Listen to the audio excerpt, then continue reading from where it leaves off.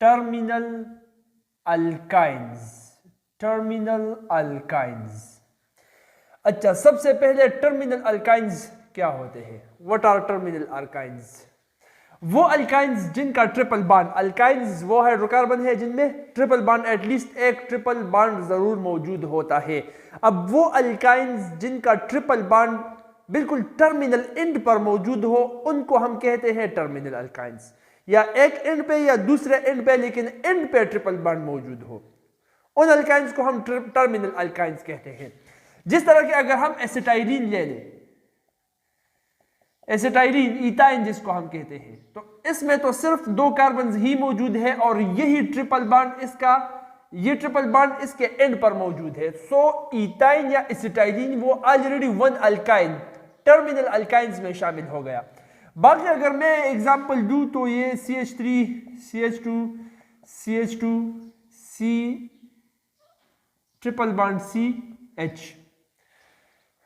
ये जो पेंटेन मैंने अब ड्रा कर दिया है, ये पेंटेन भी एक टर्मिनल पेंटेन है, टर्मिनल अल्काइन है। क्यों?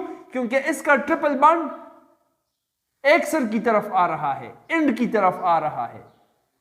इन जैसे अल्काइंस को हम कहते हैं टर्मिनल अल्काइंस। ठीक है। अच्छा, अब यहां पर हम डिस्कस कर रहे हैं कि terminal alkynes they are acidic in nature. Terminal alkynes जो होते हैं they are acidic in nature, वो एसिडिक होते हैं।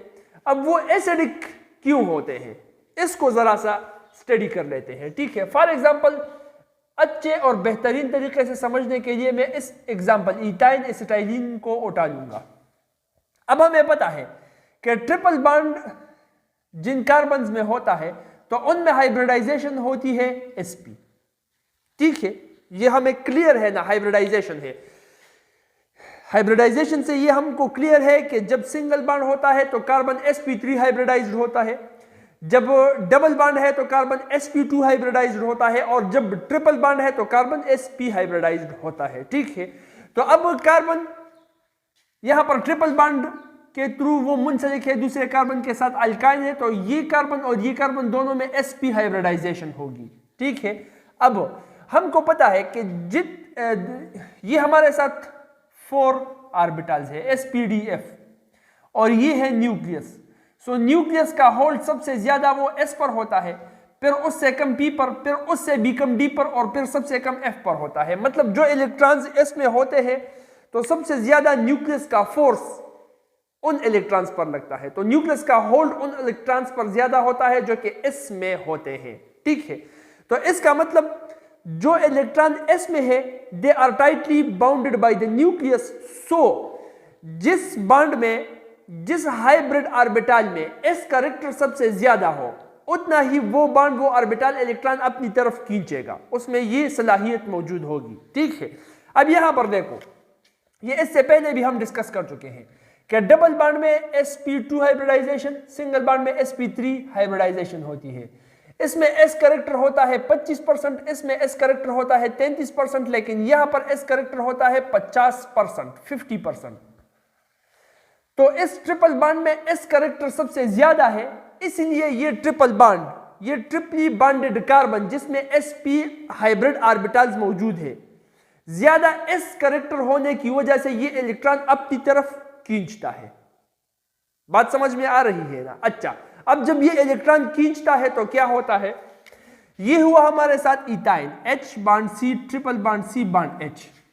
अब ये sp हाइब्रिडाइज्ड है, ज्यादा s कैरेक्टर की वजह से ये इलेक्ट्रॉन अपनी तरफ खींचेगा, क्योंकि इस पर न्यूक्लियस का होल्ड ज्यादा होता है। जब ये इलेक्ट्रॉन अपनी तरफ खींचेगा तो इस पर पार्शियल नेगेटिव और इस पर पार्शियल पॉजिटिव चार्ज आ जाएगा। अब जब पार्शियल पॉजिटिव चार्ज यहां पर आ रहा है तो ये इस प्रोटॉन को, इस हाइड्रोजन, इस प्रोटॉन को डोनेट कर सकता है, और जब प्रोटॉन को डोनेट करेगा, हमको पता है कि प्रोटॉन डोनर, उसको हम कहते हैं acid, according to the theory of Bronsted Lowry. Bronsted Lowry concept के मुताबिक जो भी स्पीशी प्रोटॉन डोनेट करता हो, ये हम पढ़ चुके हैं, उसको हम कहते हैं एसिड। प्रोटॉन डोनर को हम एसिड कहते हैं। चूंकि टर्मिनल अल्काइंस में हाइड्रोजन से इलेक्ट्रॉन खींचा जाता है, वहां पर सिर्फ प्रोटॉन रह जाता है और वो इस काबिल पर होता है वो टर्मिनल अल्काइन के वो उस प्रोटॉन को डोनेट करे। सो प्रोटॉन डोनर बन गया टर्मिनल अल्काइन, एक्चुअली एसिड बन गया। ठीक है, तो इसी तरह से there is acidity of the terminal alkynes. Terminal alkynes जो है वो एसिडिक नेचर में होते हैं, उनमें एसिडिटी वो पाई जाती है। बात यहां तक समझ में आ गई। अच्छा, अब यहां पर कुछ एग्जांपल्स दिए गए हैं, कुछ रिएक्शंस दिए गए हैं आपकी किताब के अंदर कि ये अल्काइनाइड्स और एसिटाइलाइड्स बनाते हैं। टर्मिनल अल्काइंस को डिटेक्ट करने के लिए एक टेस्ट भी है। रिएक्शन है कि जब अमोनिकल सॉल्यूशन ऑफ, एक है कपरस क्लोराइड और दूसरा है सिल्वर नाइट्राइट, ये है ना। अच्छा, ammonical solution, ammonical NH4OH, this is ammonical solution of cuprous chloride and silver nitrite। अब ammonical solution के साथ कपरस क्लोराइड या सिल्वर नाइट्राइट का अमोनिकल सॉल्यूशन हो, या इसका अमोनिकल सॉल्यूशन हो, या इसका अमोनिकल सॉल्यूशन हो, इसके साथ जब हम टर्मिनल अल्काइंस रिएक्ट करते हैं तो ये बनाते हैं पीपीटी।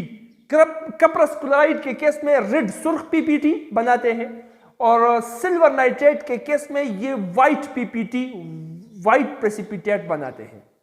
तो जब पीपीटी बनता है इन सॉल्यूशन के साथ, अगर किसी अल्काइन को हम रिएक्ट करें और पीपीटी बन गया रेड या व्हाइट, तो इसका मतलब जो सॉल्यूशन जो अल्काइन का सॉल्यूशन हम रिएक्ट करवा रहे हैं वो टर्मिनल अल्काइन है। और अगर पीपीटी नहीं बना तो इसका मतलब जो अल्काइन हम रिएक्ट करवा रहे हैं वो टर्मिनल अल्काइन नहीं है, उनका ट्रिपल बॉन्ड एंड पर नहीं है। ठीक है, रिएक्शन कुछ इस तरह से है। ये हुआ कपरस, या सबसे पहले ये हुआ इथाइन, वन अल्काइन। ठीक है, ये हुआ कपरस क्लोराइड का अमोनिकल सॉल्यूशन NH4OH में CuCl2। अच्छा, अब जब ये रिएक्ट कर लेते हैं तो ये Cu2Cl2 है। ठीक है, Cu2Cl2 इज कपरस क्लोराइड सॉल्यूशन।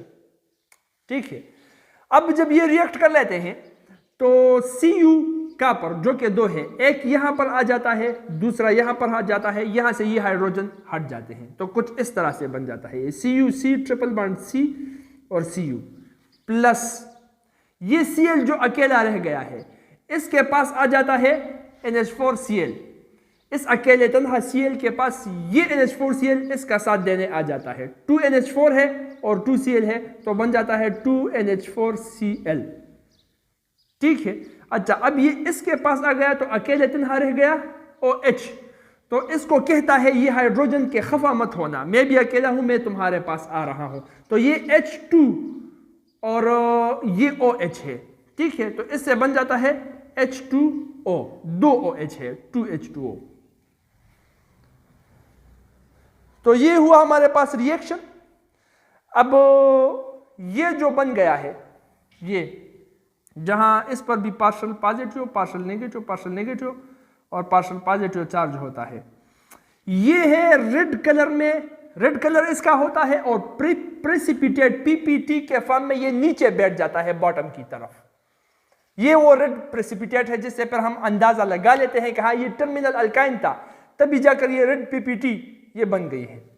इसी तरह से अगर सिल्वर नाइट्रेट का हम देखें रिएक्शन, तो ये हुआ इथाइन प्लस सिल्वर नाइट्रेट, उस सिल्वर नाइट्रेट का अमोनिकल सॉल्यूशन NH4OH। बात समझ में आ रही है ना। अच्छा, इसका रिएक्शन हम करवा लेते हैं। अगेन फिर से दो सिल्वर के एटम से एक इस हाइड्रोजन को हटा देता है, दूसरा आकर इस हाइड्रोजन का तख्त वो छीन लेता है।